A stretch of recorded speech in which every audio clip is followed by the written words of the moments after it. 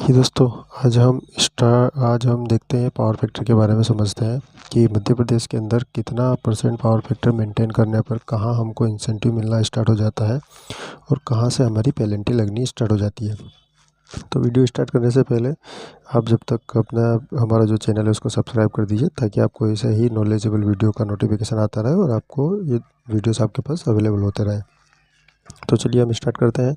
सबसे पहले हम लोग बात करते हैं कि हमारा पावर फैक्टर कितना मेंटेन होने पर हमको पेनल्टी लगनी स्टार्ट हो जाती है।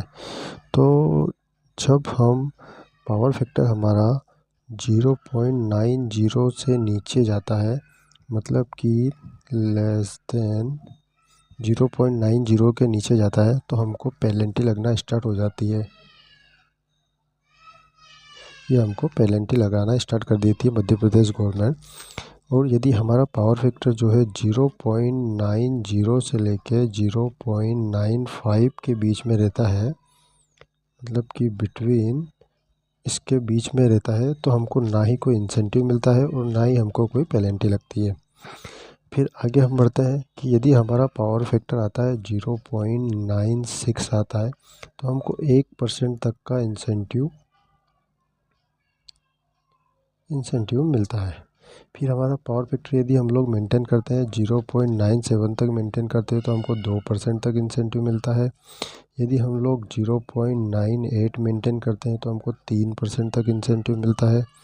यदि हम लोग 0.99 मेंटेन करते हैं, तो हमको 5% तक इंसेंटिव मिलता है। और यदि हम लोग 1.00 मतलब कि 100% मेंटेन करते हैं, तो हमको इसका जो है इंसेंटिव 7% तक मिलता है।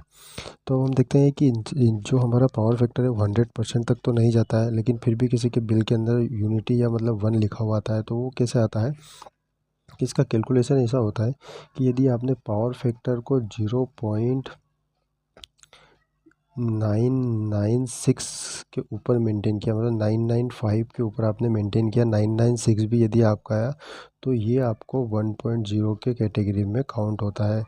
ऐसे यदि पावर फैक्टर को 0.986 से लेके 0.994 तक यदि आपने इसके बीच में कोई भी मेंटेन किया है, तो ये आपका 0.99 की कैटेगरी में आता है।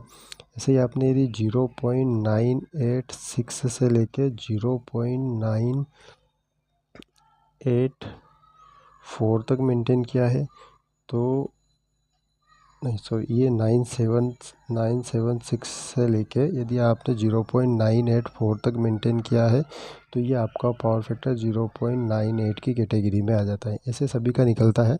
तो आगे तो आप समझ ही गए होंगे कि इस तरीके से ये पावर फैक्टर निकलता है और हम लोगों को कहाँ पे इंसेंटिव मिलना स्टार्ट हो जाता है और कहाँ पे हमारी पेनल्टी लगनी स्टार्ट हो जाती है। तो ये पेनल्टी का और इंसेंटिव का काफ़ी बड़ा खेल होता है। जब पेनल्टी लगती है तो काफ़ी अच्छे से पेनल्टी लगती है, और जब इंसेंटिव मिलता है तो 7% तक इंसेंटिव मिलता है। तो यदि आपका बिल मान लो कि 50 लाख का भी बिल आ रहा है, तो आपको अच्छा खासा उसके अंदर जो है इंसेंटिव मिल जाता है। तो आप कैलकुलेट कर सकते हैं कि यदि आपका जितना बिल, आपका मान लो 10 लाख का बिल आ रहा है, तो आप देखेंगे आपको 7% इंसेंटिव मिलता है, तो आपको कितना, कम से कम 70,000 रुपये तक का आपको इंसेंटिव मिल जाता है। तो ऐसा आप आपका इंसेंटिव कैलकुलेट कर सकते हैं और अपने पावर फैक्टर को मेंटेन करके आप देख सकते हैं कितना आपके बिल के अंदर बेनिफिट आप ला सकते हैं। चलो दोस्तों, थैंक यू, धन्यवाद। और आप चैनल को सब्सक्राइब कर लीजिए, ताकि इस तरीके के और भी वीडियोस हम लोग इस चैनल पे डालते रहते हैं और आपको इससे रिलेटेड वीडियोस मिलते रहें और आपका नॉलेज बढ़ता रहे।